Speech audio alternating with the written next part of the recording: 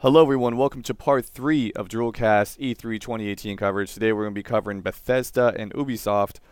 There's a lot to go through here. My name is Jack, Gamertag Show 220. My friend that's on the other side of the microphone is Oscar, Gamertag TrueOz.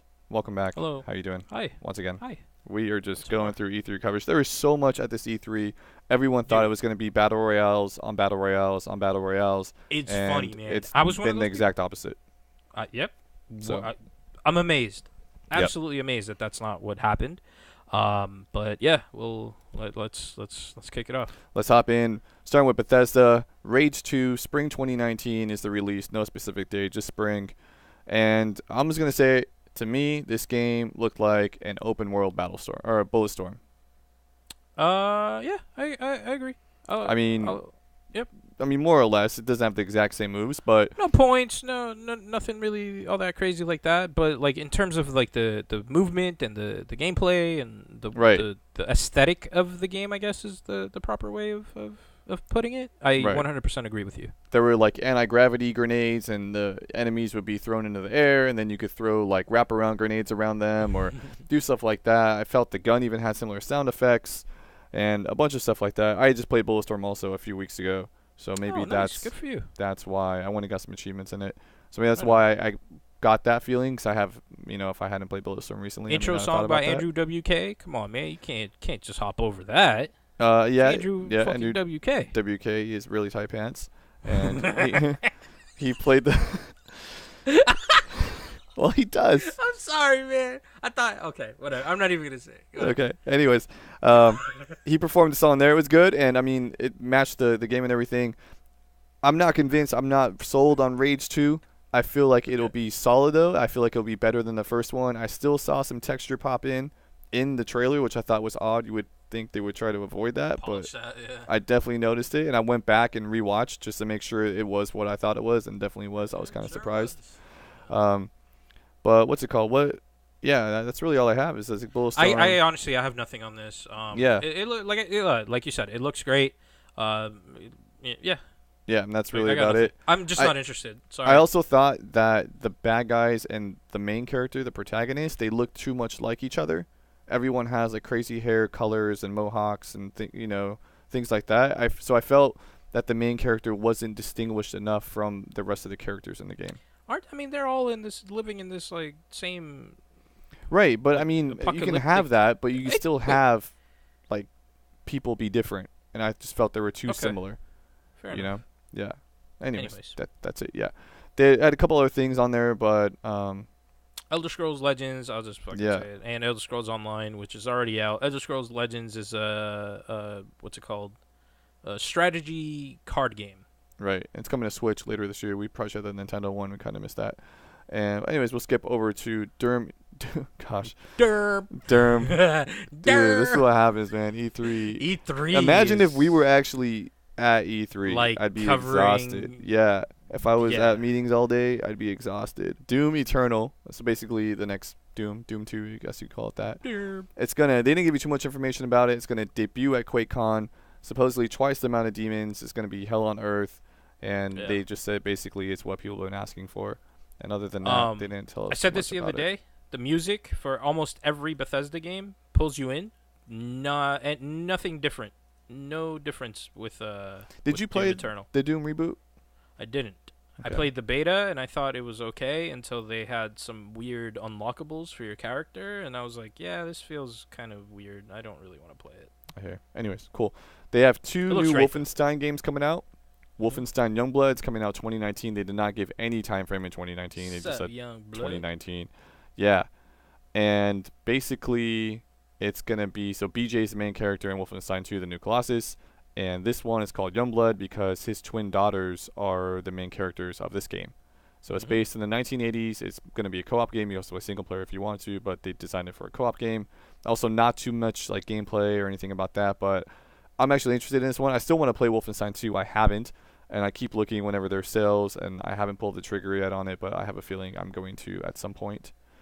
One of our show friend, a friend of the show, I think that's how I want to word it, Mark's top games, Wolfenstein. But he played the other one, right? You're talking about Mark Vaughn. Yeah. Yeah, shout out Vaughn Live. But I'm pretty sure because they had Wolfenstein. The last one was Wolfenstein 2, the New Colossus. Did he play that one, or did he only play the one before it? I think he played 2 because, I mean, there's a Let's Play series that he did, and that was the last time he uploaded, so I guess we could go to his YouTube channel. We should check, because I remember him really liking the first one, and I kind of, like, ragged on him for it. I was like, that's dumb, like, no one's going to like that. You're silly, you shouldn't like that. But he did. I'll let you know in exactly, like... Okay, cool. So I'll carry on, you can let me know, because we're still on Wolfenstein. They're coming out with a VR game, Wolfenstein Cyberpilot. Basically, you're a hacker, you're going to take over Nazi robots, and you're going to send the robots to kill their masters, kill the Nazis. And they didn't say what platforms it's going to be on, but so far Bethesda VR games have been on Steam VR, not on Oculus, and I think also PSVR. Doom is PSVR also, I think. So I have a feeling they're going to leave Oculus out, and there's legal issues why I'm pretty sure that's going to remain that way. But anyways, if you guys know the history between ZeniMax and John Carmack and that whole thing, you'll also know why. If not, give it a Google and read it up. Did you find out what? Give it a Google. I didn't because I'm not logged in. So. Oh, okay. Anyways, Fallout 76. Fallout 76. November 14, 2018. The game comes out this year. Huge news. 4 times the size. 16 times I feel like Todd Howard right now saying these things. Because I saw him say it in person, and I saw him say it again at the Bethesda conference once I got home. Oh, that's right. Yeah, because he was at Microsoft's briefing also. 4 times the size, 16 times the detail. You can even view distant weather systems all the way across the map. 6 distinct regions, and they're going to have a collector's edition, obviously, which I thought was pretty cool. And we kind of talked about this yesterday or a couple days ago, whenever it was. I remember we brought it up. And asked if you're going to buy it. It's called the Power Armor Edition. They have a map of the whole game, which glows in the dark. And they also give you, like, little army guys, the size of little army guys. It fucking glows in the dark. Yeah, Todd Howard got real. He emphasized that the map glows in the dark. And you get little army-sized guys, but they're characters from the game. Yep. And you also get a T-51 Power Armor helmet, which has a working headlamp, voice modulation, and is wearable. So it's not just something I put on my desk or on the shelf. This is something I can actually wear and walk around real life wearing this helmet in. You asked me if I was going to get this, and I told you no. And do you want to know why I said no?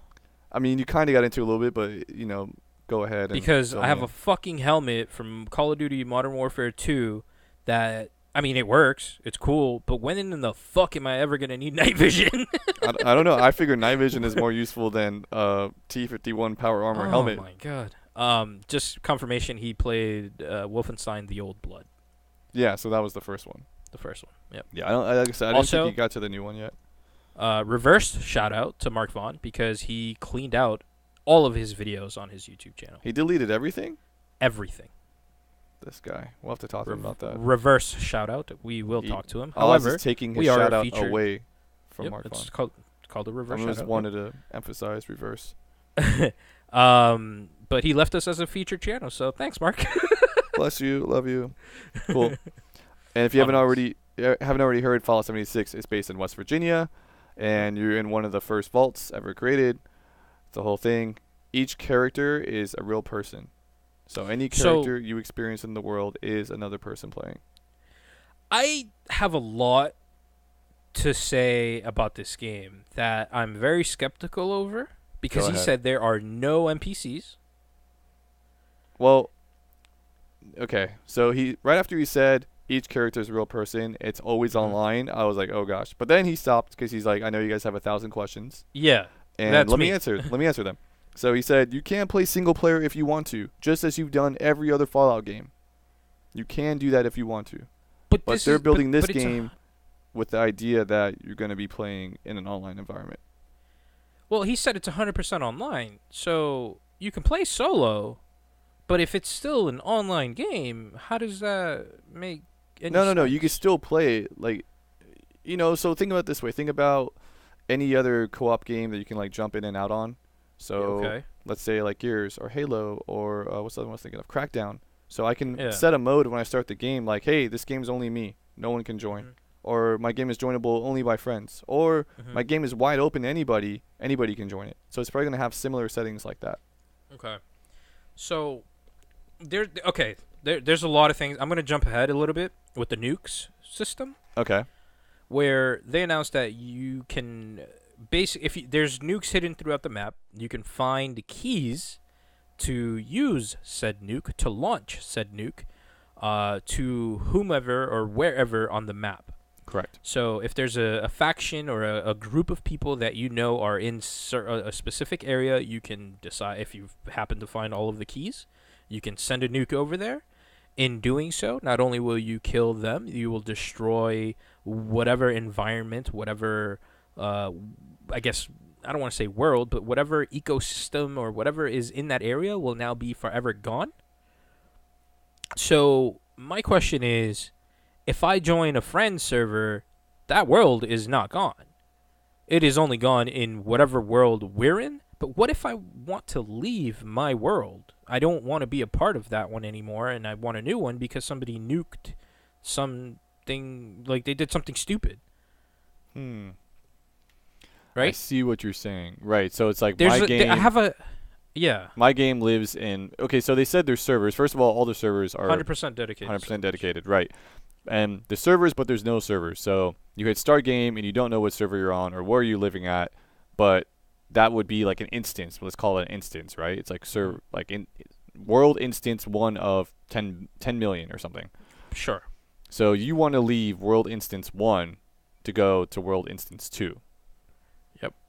Right. So is that a possibility? That's kind of where I'm at. So like that's one of the main things that I don't know, like this game has been on my mind ever since they talked about it, because there's saying no NPC really, like, it got me thinking a lot. Well, yeah, he never said no NPC. I believe it was mentioned that there's no NPCs. He never said no NPC though. Not that I heard on the conference, at least. Okay. Like he said, you can still play single player, right? He said you can still play single player. So if there has to be other characters in the world, then there's going to be other characters in the world. So basically, if I don't want people messing with my stuff, there's nobody going to be messing with my stuff. Like no other human players messing with my stuff. Okay. They still have the monsters that attack your base, all that stuff like that. But I'm pretty sure you can play it without other people messing up your stuff. So there's no NPCs except for robots, whatever that means. Okay.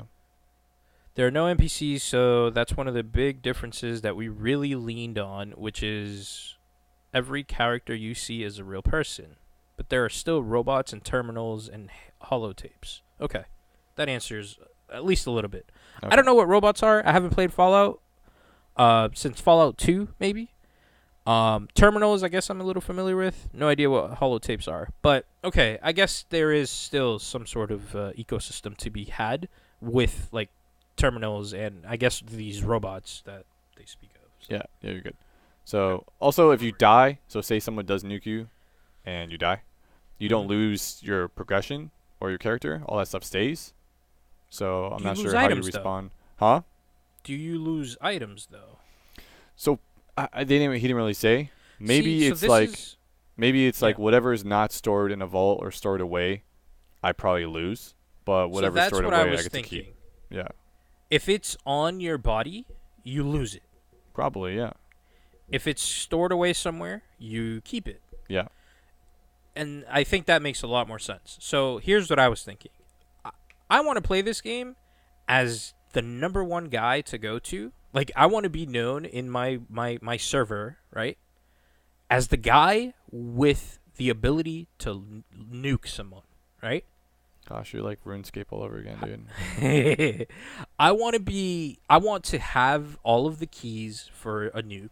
You can't, though. I don't think you can. I know. I'm just hear me out. Okay. Right? I want to be this guy. I want to be known as the guy who has the keys. You want to be God.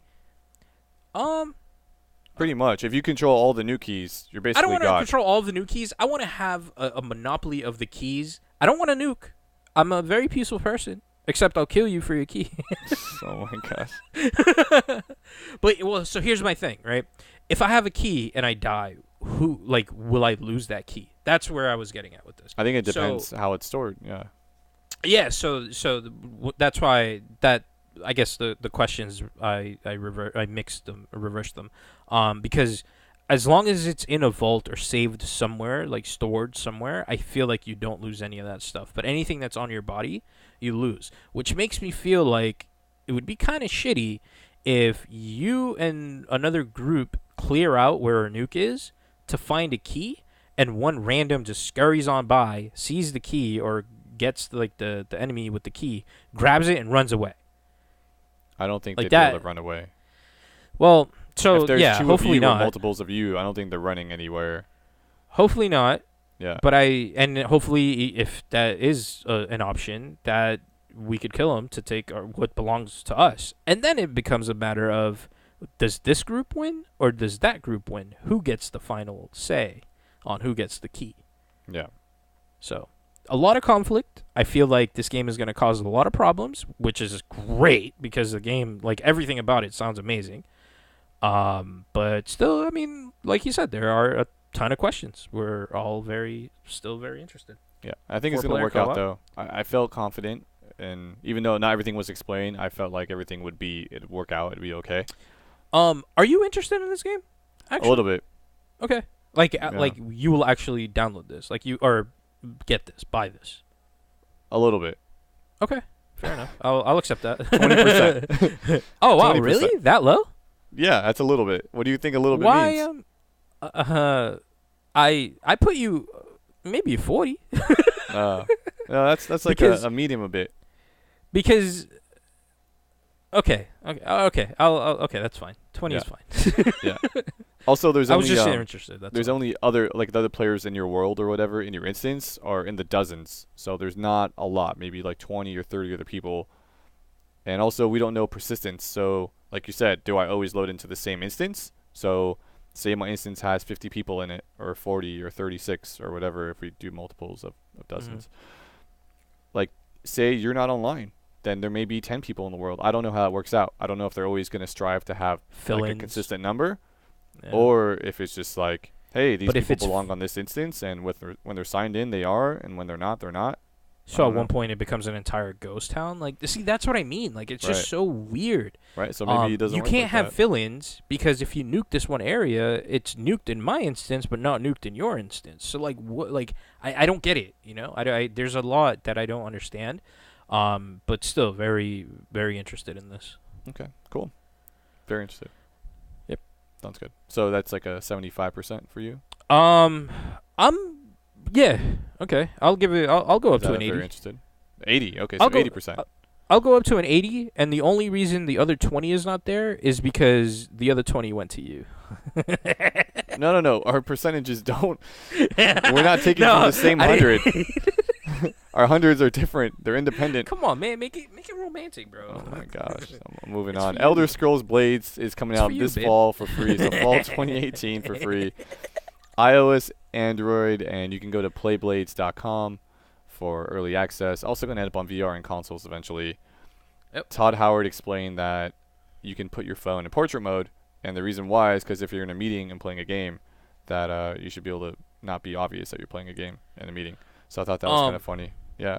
Are you interested in this? No. Okay. I figured. Yeah. Because I am. Okay. Cross-platform portrait play. mode sold me. Yeah? Oh, 100%. Once I saw that screen flip, I was like, wait a fucking minute. Yeah. Yeah, he said it was very important. Remember, he said it was very important to the team, to him, that they can have a portrait mode or landscape, and you can go on the fly. It's not like you have to pick a setting when the game starts. You just turn your phone like you would usually and start playing the game in portrait mode or landscape, whichever way you want to go. You can either just watch out and don't drive while playing this game. Yeah, exactly. You can tap to move or use like a dual stick configuration, on-screen dual stick configuration. And they redid all the combat. They did everything like that just to make it friendly on mobile. I mean, it looks actually, if you're a fan of Elder Scrolls or RPGs in general, I think this looks amazing for on a phone. For a mobile, yeah. It's like a full experience game. The graphics look amazing. Todd Howard stressed so many times that it's like console level graphics on a phone, and I mean, it looked amazing. So they demoed it on an iPhone 10. I have a feeling you will only be able to play this on an iPhone 10. No. Sorry. On an iPhone 10, like, you won't be able to play it on any other iPhones. For Android, you're more than likely looking at a high-end Android phone. So a Note 8, for example, a S9, like no, whatever I think the it'll latest work. is. It'll work on because like iPhone 7, 8, and 10 probably, at least. Probably even 6. Well, the thing that sold me on this game really was the town. The way that you can build your town and kind of customize it to what you need is pretty cool. And the fact that you can visit your friends' towns and shit like that, like I thought that was interesting. So Definitely. Yeah. I like the game modes too. So the town is like the story and all that other stuff. You have the Abyss, which is just like how long can you survive, and then you have the Arena, which is 1v1 player combat. So there's a lot of things to experience in a mobile game that looks fucking very pretty. Exactly. Yeah, they have full outdoor areas, full dungeons. Like there's nothing that I don't think they left anything out. So yeah. Oh, it looks really good. Generated dungeons too? Yeah. What? Yeah. It's there's solid. both. There's handcrafted and procedure. So yeah, they have both. Solid, yeah, solid. It looks like they put a lot of time into this, and Yep. it's free. It's gonna be free. And it's free. Yeah. So go ahead and hop in if you're interested in that at all. Because I mean, I'm not interested, but it does look really good. If I were interested, I would definitely. You'd be all over it. Yeah. Oh yeah. 100%. I mean, you can definitely tell they put time on that, and it looks great. So. 100%. And for for a mobile game, like I'm interested. Yep. Totally. Way better than the other mobile game. We'll talk about that another day. Okay. And then to sum up Bethesda, they just very quickly teased. They have a next-gen game. So that's 3-4 years from now, at least, you would say, right? And they didn't show anything but the logo. It's called Starfield. We know nothing else about it.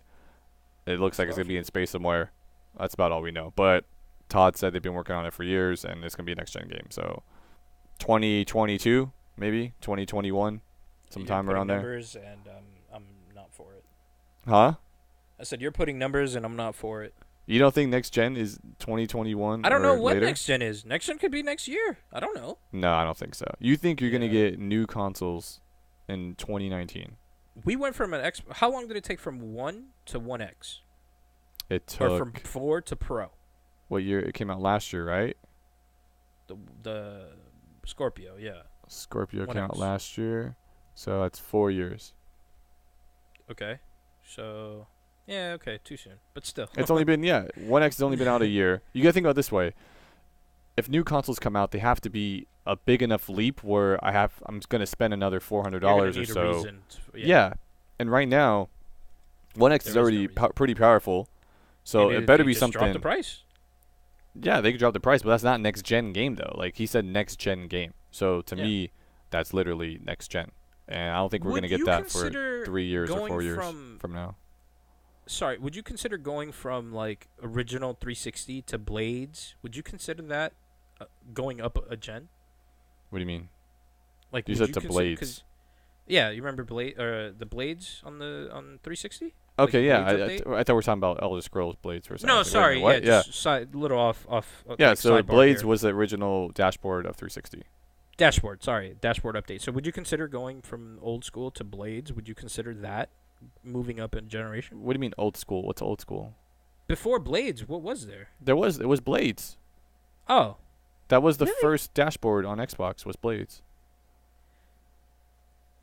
And then it went from Blades to what? To the new Xbox experience, the tiles. So would you consider? Okay, sorry. So would you consider that no. a generation? No, it's very clear what a generation is. I mean, okay, I was just curious. Yeah. I just wanted to know. I wanted to get your take on whether or not yes or no. Okay. No, fair enough. That's just an OS update, to make it feel fresh, even though it's been out for like 3 years or whatever. So, no, generation is. I mean, I think it's 8th generation right now. Yeah. So Xbox One, Nintendo Switch, and PS4 are 8th generation, and the 7th was 360, PS3, and Wii U. So actually, Wii U is kind of like whatever, they're kind of in between, but it's a whole other story to argue about that. Yeah. Anyways, so next gen, like I said, I don't think it's gonna be for at least a few years, because I mean they're gonna have to, if 1X has 12 gigs of memory, you're gonna have to have at least 16 in the next one. I just don't understand GDDR6 isn't really mainstream yet. HBM2 isn't really mainstream yet. Like, it's not cheap enough to put in consoles. So it's like, we got to wait for that stuff to drop in price. I just don't get why they would even say, hey, here's a game that we're working on, but it's not going to come out until the next generation of consoles. Like, what the fuck? Like, I feel like that happens why? a lot. I mean, look at what did gosh, what game was it? It was Gran Turismo 4. Is that what it was? Like, it was supposed to come out on PS2 or something, and then it got delayed. It was going to be a PS3 launch title. Then it ended up being Prologue, and then ended up being like, years after that or something like that. Or was it 5? It was one of the Gran Turismos, I think. But it was like, a 5-year development or something crazy, and it went over in the generation, and it was the whole thing. I mean, it happens. It just, maybe they'd like, hey, either the technology we want is not available yet, like we know we want to make this game and we know what's coming, more or less, and we just can't do it yet, so this is what we're going to focus on next gen, or we just don't have the time. We're working on so many other projects right now that are like timelines built up until we have time to go on, and, next generation, in like 4 years, we'll have time to work on this, and this is what Imagine a space game, right? Starfield, space game, where it's like Fallout 76, bro. Yeah, it'll be nuts. Oh, that sounds I can't believe we talked for like 5 minutes on a game that literally hasn't. I mean, I guess they did their job, right? Absolutely nothing. Anyways, and they also teased Elder Scrolls 6, and that was about it. And they said it was going to come out after Starfield. So that's, It was they released a title card. And they showed like a short glimpse of the world. They give you like a little overview of the world. They showed a mountain and some fucking clouds. Yeah, posted on Clouded Art. Right. Jesus Christ. Yeah. Anyways, but they said it was going to come out after Starfield. So that's like 6-7 years away, maybe. Again with the numbers. No. Yeah. I think I'm pretty accurate with them. We'll see. Okay, Ubisoft. Ubi. Let's hop through this pretty quick. Actually, we're doing. I didn't watch a lot of this, so. Did you see the first part, Beyond Good and Evil 2? Nope. You didn't see this?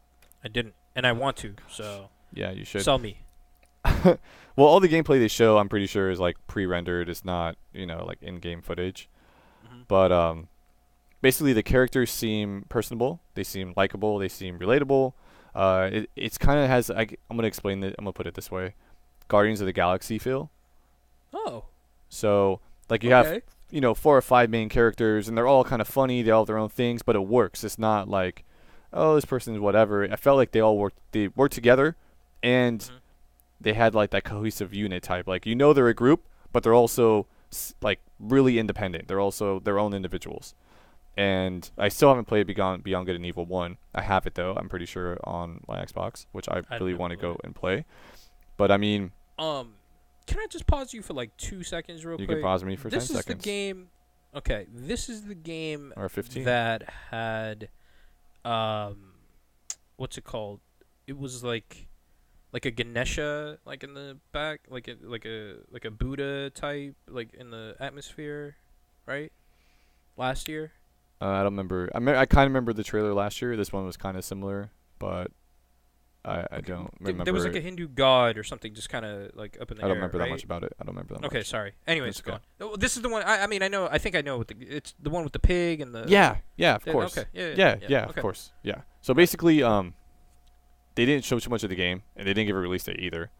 But it's an action-adventure RPG, so you can do solo or co-op. It's an open universe, and they're building with fans. I know you were questioning what this meant, and it's pretty cool. So. They're calling it the Space Monkey Program, and basically it's an open invitation for anyone to submit ideas, music, artwork, or any original content. So, there's all kinds of stuff the game needs. So if there's a mural or there's street art or, in-game radio station, anything like that, they're giving you and I or anybody else, any creative person in the world, they're giving the opportunity to work on this. And how they're doing it, which is something that Hit Record. Yeah, so we're about to get into has been doing with movies, with shorts. So I'm very familiar with Hit Record. I just didn't know that they were diving into the video game industry. So so Joseph Gordon-Levitt is the founder of Hit Record, and he's an actor. You might know him from Inception and some other movies, right? Batman. Yep. But he basically explained it that the point of Hit Record, they're the ones that are like the liaison for the content. So any content that ends up in Beyond Good and Evil 2 has to go through Hit Record. That's the way it goes. So it's not like I'm just sending a song and I'm saying like, hey, put my song in the game or vote on my song. What they're saying is it's basically like a job description. Like, hey, we need a song that's gonna encompass this type of feeling or this moment of a game. Have you ever gone into Hit Record? I did to look at what was on there for the game. I haven't looked at it. I had never heard of it before this, though. Oh, wow. Okay. Yeah. They had a show and everything on TV. So I was a real big fan. I love Joseph Gordon-Levitt. So just hearing or seeing his name attached to this game gives me more of a reason to want to play this game because of what his company does. So, I mean, the way that they've done it in the past, or the way that I've seen some of his stuff go into, like, production is fans vote on it. So is that still a thing with this or no? No, it was more about, like, I mean, there still might be voting. There still might be voting. I'm not sure. But I know, like, the creation part, like I said, isn't me just uploading a song. They're posting, like, a description. Hey, we need something for this. And then people, like, apply to collaborate on that. And then I can work with people, like, I can work with a team of whoever it ends up being, people all around the world to make this song. And then I don't know what the process is after that. Like, hey, how does it actually get put into the game after that? But that's kind of like the deal. So it's like, it's all about collaborating first, and then whatever the group of those people create while they collaborate could be put into the game. But it seems like a lot of the content in the game is going to be from this process. Filtered through that process. Yeah. They didn't give like a percentage or anything, but how they explained it, I felt like it was a good amount. You know what? Overall, like I'm still happy that this it's going through Hit Record. I think it's a great service. To just, I mean, it's fan made stuff. Like you know, and it's quality stuff that you'll get noticed. You know. Oh yeah. I mean, definitely. It's another way for somebody to get noticed. I mean, even it's probably not gonna have your name on stuff, but you can put it on a resume. Like, hey, I collaborated on this, and my artwork or whatever, my song or whatever it is in this game. Like, you know, it's what I worked on. I've worked with teams of people all across the world, and it's a good resume builder. And it's also cool just to be able to see it, to be like, hey, this is in our, you know, I made this and it's in a game. Basically, something I created is living forever, and millions of people are seeing it. So it's a really cool thing. And if you're interested in that, you can go to hitrecord.org/BGGame. So that's BGGAME, 2 G's. And they're going to also have more I guess they're having their own, like, Beyond Good and Evil Fest. So BG Fest. Huh? Sorry. Sorry. Are they looking for writers and stuff like that also, or is it specifically just music? I think pretty much everything. So I don't know. Wow. I didn't. The site was kind of. It wasn't in full. I mean, the site was down and up at the time of the conference. I'm gonna go in there. You know what, man? I'm gonna submit some stuff. I'm interested. Yeah, you should. Well, I mean, collaborate with people. Yeah, exactly. So and it's a really good way to meet other creative minds who. Exactly. I mean, you bounce ideas off of each other, and that's the point of Hit Record. So. Yep. Anyways, onwards. You were saying BG Fest. Sorry. Oh yeah, they're gonna have more about Beyond Good and Evil 2 at BG Fest this fall in Montpelier, and that's in Canada. So, I think it is, right? Yeah, it's in. Are they a Canadian studio? Ubisoft, yeah. Well, okay, sorry, not what I meant. Oh. The studio that's working specifically for Beyond Good and Evil. I believe so. I think it's like Montreal no, it's not. It is Montpelier, and actually there's. Multiple Ubisoft developers. I'm looking at it right now. So there's Montpellier and Sofia and Barcelona. So, right on. Yeah. And actually, Montpellier is not in Canada. It's in France. So. I mean, I guess close enough. Jeez, no, not at all. Not even close. Isn't there another Montpellier, though? Like one in Canada? I swear there is. Trials Rising. Oh, you know where it's at? I think I'm thinking like Vermont or something. I don't know. Oh my, yeah. Isn't there one in Vermont? Bro. You're close. Yep. What do you mean I'm close? Is there or isn't there? I want to know. Trials Rising. Oh my God, never gonna tell me. Trials Rising. Go ahead. You're a Trials fan, so. I'm a Trials fan, man. There. This looked great. I didn't, like I said, I didn't really get to watch a lot of what's going on. So fill me in if I'm wrong. But 8-player multiplayer. I know that ran down, so maybe sure. I just saw a bunch of bikes when I was trying to pay attention to this video, and it looked it just looked fun, man. I really miss it. I thought the last version of the game was utter shit. Which makes me a little optimistic about Trials Rising. But you know what, man? It was still fun. It still had the challenges. I like where, if sure, 8-player multiplayer, as long as it works, because it sure as fuck didn't work early on. Wasn't multiplayer not even in the last one, and then they patched it in because it was broken. Yeah. Oh, okay. I thought it was not included, and then they patched it in. No, it was included and it was broken. Okay, yeah. Hopefully that doesn't happen with this one. It looks good. So I'm hoping that this works. But yeah, visually, this game has always looked like decent. I guess you disagree? No, I agree. I agree with you. Okay. Yeah, it always looks decent. It's just not a game that I care to play. That's all. Fair enough. But if you're interested, trialsgame.com. There's a closed beta later this year, and the game comes out February 2019. Exact date was not stated. And pretty much all platforms, Xbox One, PS4, PC, and Switch. It's on the 22nd. Is it? No. You just want to put it there. Just fucking with you. Yeah. You just want to put it there. Every game is on the February 22nd. Yeah, it seems like it. No, it was funny. I was watching some Mixer content earlier, and I forgot who they interviewed. Gosh. Oh, it was for, no, I don't know. It was for a game. Anyways, and they were like, hey, so your game comes out February 22nd. They're like, yeah. And he was like, oh, it was for Metro Exodus. That's what it was. They're reviewing one of the developers for that, and he was like, yeah, we didn't plan that. It just kind of ended up that every game is coming out on February 22nd. He actually made a mention. Yeah, like one of the interviewers asked him, like, so February 22nd, are you sure like that's the day you're going to? He's like, yeah, we're coming out that day. So yeah, sadly. Anyway, Skull and Bones is supposed to come out in 2019, and basically it's Black Flag, like just the pirate version of Assassin's Creed Black Flag. Or, as some people are calling it, the real Sea of Thieves or Sea of Thieves Part 2. Depends on who you ask. Sea of Thieves grown up. Yeah, grown up edition. Sea of Thieves, not cartoon. Yeah.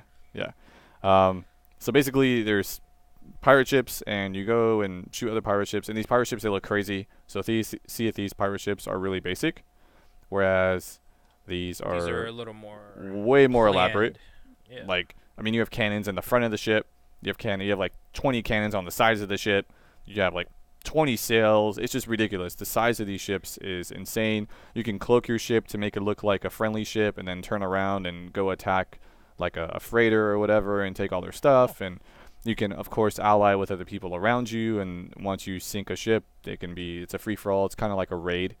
So Sea of Thieves raid, like a Skull Fort, if anyone's on one of those. Same idea. Like, you go there and you kind of make a verbal agreement that you're not going to kill the other person, and you end up killing them, or they end up killing you. Yeah. And once you guys so you kind of do that.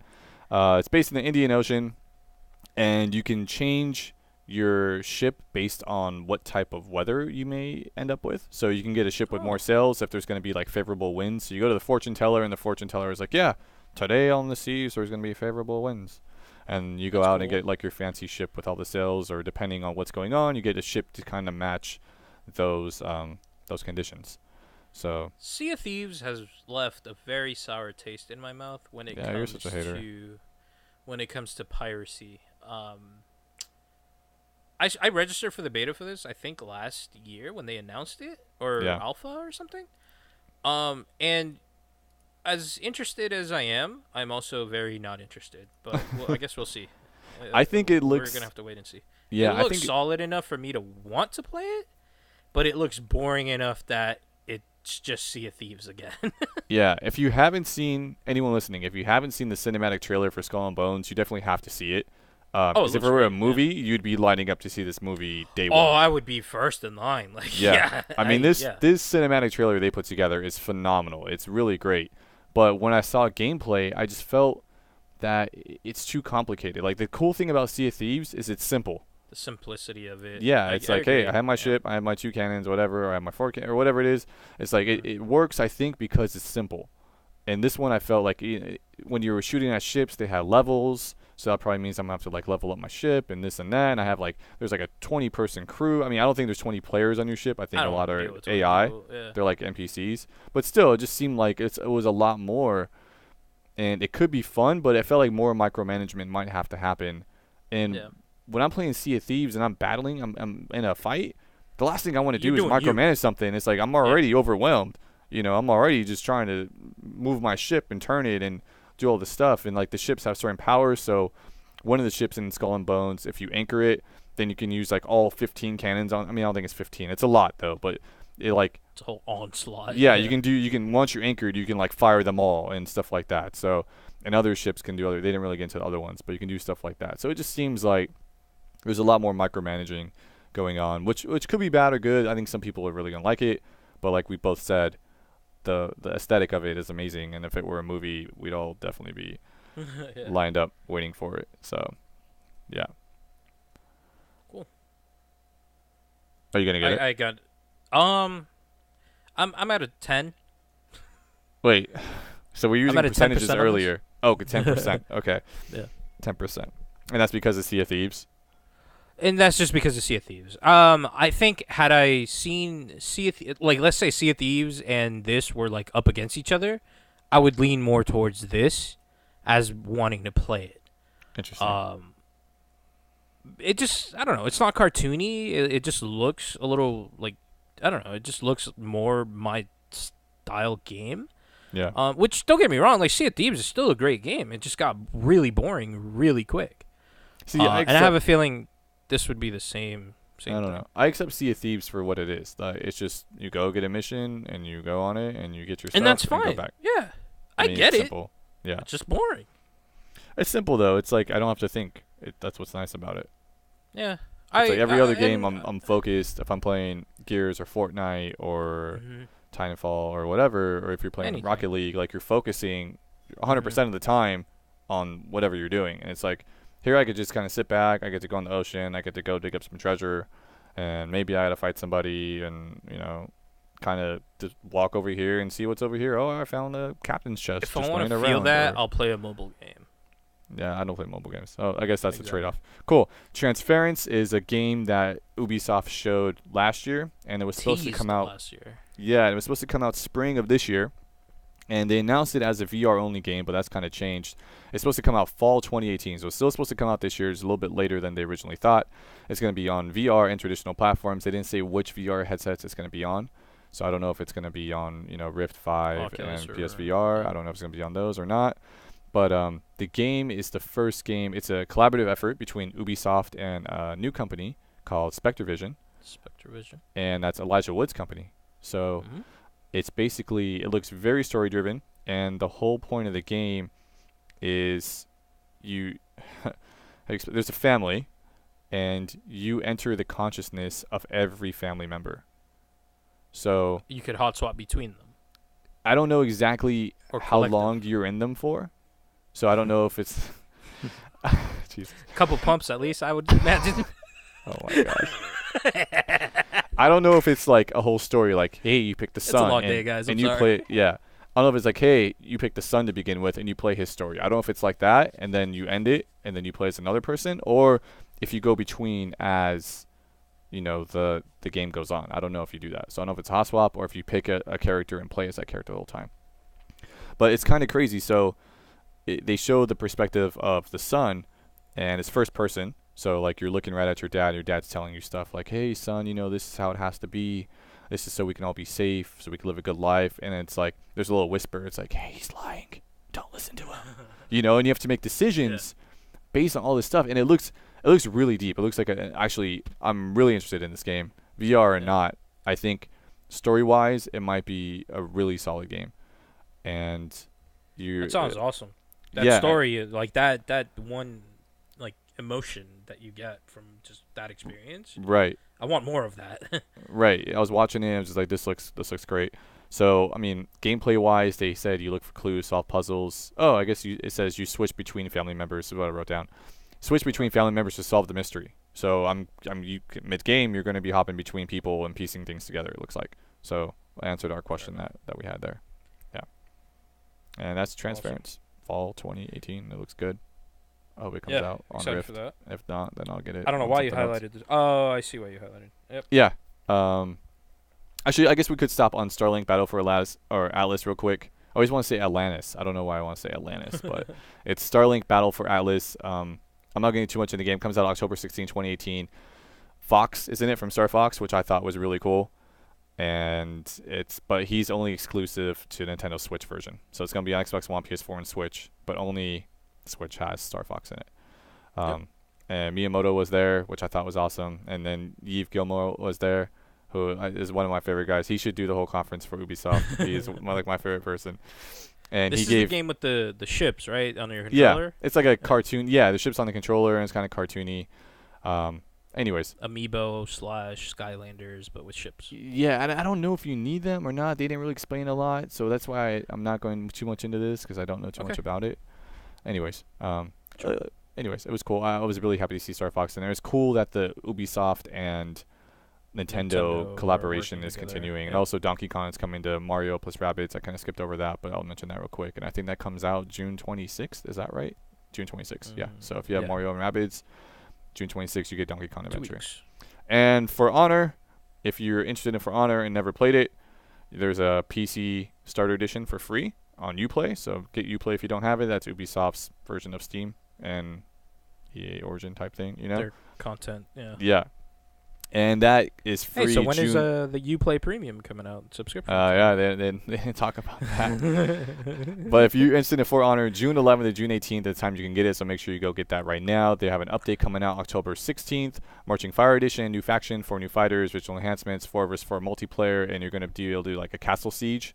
So 4 people in the castle defending it, 4 people attacking it, plus a lot of NPCs. If that's something you've ever sounded interested in, maybe you should be looking at it For Honor right now, and that's a free update, I'm pretty sure, that comes out. So, anything else you want to add to For Honor before we... Nope. Cool. We can move on as quickly as possible. Yep, to Assassin's Creed. I just don't. Sorry, For Honor, I have nothing... Mama told me, if you ain't got nothing good to say, don't say it at all. Don't say nothing. Don't say nothing at all. Yeah. Exactly. And then last to close the show is, of course, another Assassin's Creed game. This one is called Odyssey. It comes out this year, October 5th, 2018. And you're going to be able to play as 2 different characters in this one. Alexios, who's the guy, or Cassandra, who's the lady. And they only really show the perspective of Cassandra. But basically, it looks like an Assassin's Creed game, but choose your own adventure Assassin's Creed game. So there's a lot of dialogue and a lot of like what decisions you pick kind of influence what happens. Affect the world, yeah. So you get contracted to say the thing they showed. You get contracted to kill some person, but in order to do that, it's going to cause a war because of who this person is, like who the person you're attacking is. So then the person you're talking to is like, oh, if you don't want to do it, I'll find somebody else. And then you say like, I don't want to start a war, or like, I'll just go do it. And so there's a few different options that you can pick. And it looks a little bit more, a little less linear than previous Assassin's Creed game. I mean, they're all open world, but this one, like story-wise, it feels like you get to, explore a little bit more of what might happen if you did this or that. So I don't think it's as in-depth as Dying Light 2, but yeah. Yeah. Is it just me, or can we just cut it with the Assassin's Creeds? Yeah, there's too many. Just curious. There's so many Assassin's Creed games. No, there are so many. Like, okay, so... Yeah, go ahead. Dude, sorry. I just want to get this out there. The other day, the other day, a couple of weeks ago with Games with Gold or whatever, I saw an Assassin's Creed I have never even heard of. Right. That's one of the Origins, I think, right? I'd like to think that I'm a very active member of the video game industry community, I guess. I think I know enough to hold a conversation for years of video game. Like, I could talk to anybody about video games, any game, anything. If you told me that this was a game, I would have not believed you. I would have said, man, you got to check your facts because this game does not exist. I'm very familiar with a lot of video games. Assassin's Creed has so many that stop. Yeah, I agree. And they did stop for a while. They did take a break, didn't they? Or no, I guess they said they were. I'm looking at I think there's actually been loaded up on Wiki. 1 to 2 games every year. Yeah, I thought they said they were going to take a break. But I mean, so a long time ago, I bought Assassin's Creed 1 and some other game because I had like a gift card this is when I still bought physical games. So I'm like, oh, let me grab this. It was like $10 or $20 or something, whatever it was.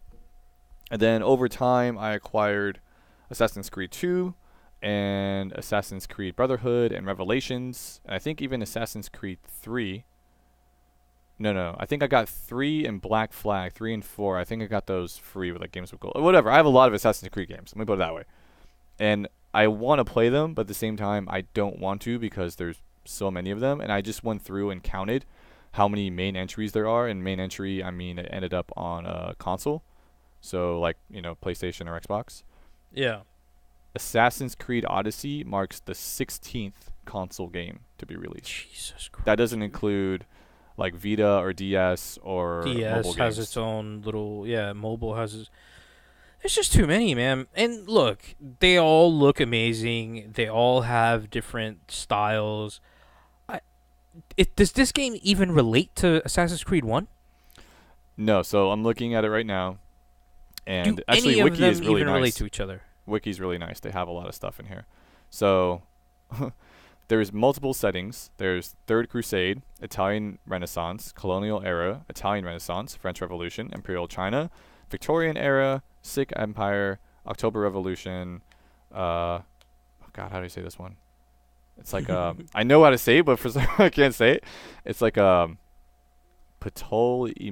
I think that might be it. Kingdom, and then there's Peloponnesian War, which is Odyssey, and so they're all different time periods. And look, man, if you learn your history through these games, I salute you. Because I did the same exact thing with, like, Rome Total War way back in the day. Because, I mean, they pull from, like, real history to tell you stories and shit. And that's great. Very knowledgeable. I thought, back in the day, I used to love all of that stuff. So, kudos. But, holy fuck, man. Just, there's too many. Yeah, there's a lot. I will never play any of these games. I played the first one, and I was already overwhelmed. Never mind the other fucking 52. Exactly, there's a billion of them.